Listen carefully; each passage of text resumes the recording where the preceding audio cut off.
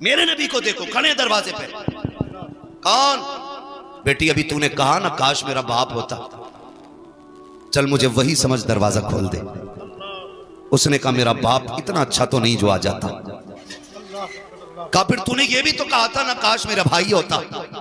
महबूब फरमाते चल वही समझ के खोल दे। उसने कहा मेरा भाई होता तो मैं यहां ना होता।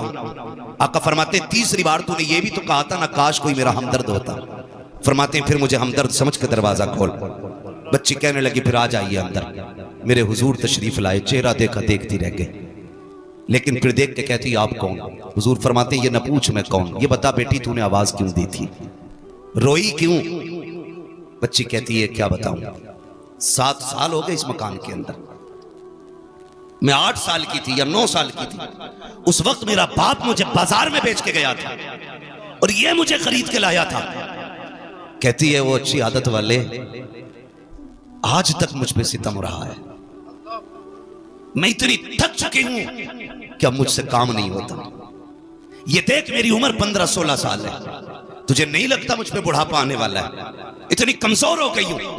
महबूब फरमाते बेटी रोई क्यों? उसने कहा मोहतरम सुने तो सही बात, ये काम ज्यादा है, ताकत नहीं है, बीमार हूं, सर में दर्द है।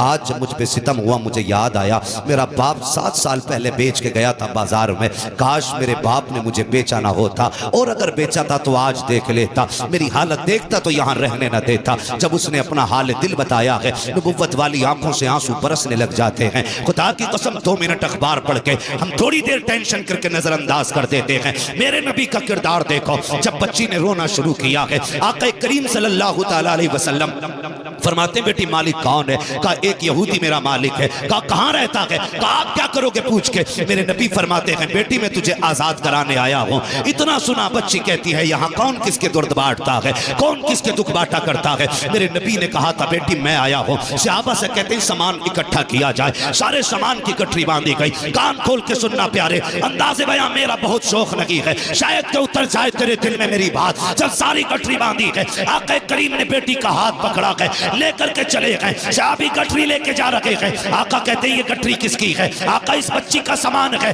मेरे नबी कहते हैं लाओ ये सामान हमें दे दो। क्या करोगे? आका कहते हैं मैं अपने हाथ में लेके चलूंगा, सरकार गुलाम हाजिर है, हम लेके चलेंगे। तब मेरे नबी ने कहा था ये मेरी बेटी का बोझ है, मुझे उठाने दो, ताकि कयामत तक कल किसी बाप को अगर बेटी का बोझ उठाना पड़े उसे गैरत नहीं आनी चाहिए, नबी की सुन्नत समझ के बेटी का बोझ उठाने लग जाए। बेटी कह के आवाज दी थी। बच्ची गई, बस्ती से बाहर निकल गए। बस्ती के बाहर एक बड़ा मकान था। बच्ची ने कहा वो जो मकान है ना वो मेरे मालिक का मकान है। तो जो है सारे लोगों की, वो मेरे मालिक का मकान है। बच्ची ने ये कहा और हुजूर ने देखा उधर, बहुत दूर था। मेरे हुजूर की शान ये थी अगर हजारों के मजमे में भी होते, किसी का चेहरा साफ नजर आए ना आए, मेरे हुजूर का चेहरा साफ नजर आया करता था। उसने देखा ये कौन है, ये चंद लोगों के बीच में कतई साफ चेहरा। वो नीचे उतर आया, दरवाजे पे दस्तक हुई। कौन? मेरे नबी ने फरमाया अना मुहम्मदुर रसूलुल्लाह। जैसी उसने कहा नहीं खोलना दरवाजा। क्यों? कहा मुझे तुम्हारा दीन कबूल नहीं करना। मेरे नबी ने फरमाया गरज और है, किसी और वजह से आया हूं, दरवाजा खोल एक सौदा करना है, दरवाजा खोल एक सौदा करना है। उसने दरवाजा खोला, हुजूर सामने। जी कैसे आना हुआ? हुजूर फरमाते हैं इस बच्ची को तू खरीद के लाया था? कहा हाँ। फरमाने लगे अब इसकी कीमत तू बता, मैं खरीदने आया हूं, मैं खरीदने आया हूं। उसने यूं चेहरा देखा, आप कौन? आपसे इसका रिश्ता क्या?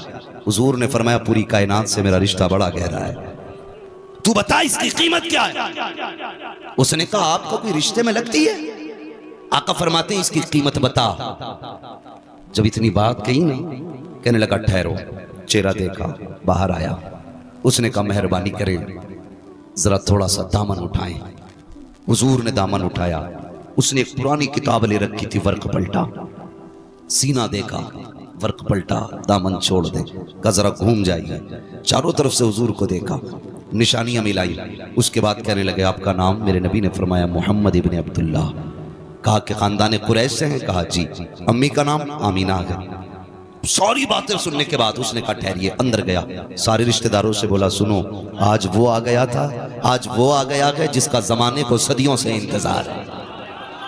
आज वो आ गया जिसका जमाने को सदियों से इंतजार है। सबने कहा क्या कह रहे हो? कहा ये देखो हमारी किताब। वो दरवाजे पे खड़ा है, नाम मोहम्मद है, अब्दुल्ला का बेटा है, माँ अमीना है, खानदान कुरैश से है, और ये देखो मक्के का रहने वाला है। जल्दी जल्दी आया, खानदान रिश्तेदारों को लेके खड़ा हो गया। उसने कहा सुनो तुम देखते जाओ, मैं निशानी पढ़ता जा रहा हूँ। उसने अबरू की अलामत पढ़ी, चेहरे की अलामत बताई, रुखे रोशन का तज़किरा, सुल्फ़े अंबरी की बातें, वो नशीली निगाहें, वो खूबसूरत अदाएं सारी बताई हैं। वो किताबें देखते जा रहे हैं और वो मिलाते जा रहे हैं। आखिर में सारी मिल गई। कहा मेरी किताब ये भी कहती है जो आखिरी पैगंबर होगा वो इतना दयालु होगा कि वो अपने पैसे से गुलामों को आजाद कराएगा। कहा देखो ये मेरी गुलाम है, आजाद कराने ये आया है। उसने कहा जनाब अब बताओ कहना क्या चाहते हो? मेरे नबी ने ये कहा था, इसको बता मैं इसे खरीदने आया हूँ। उसने कदम पकड़े, कहा सिर्फ इसे नहीं बल्कि मुझे भी गुलामी में शामिल करवा लीजिए। कि मुसलमान हुआ, रिश्तेदार कहने लगे रुक भाई,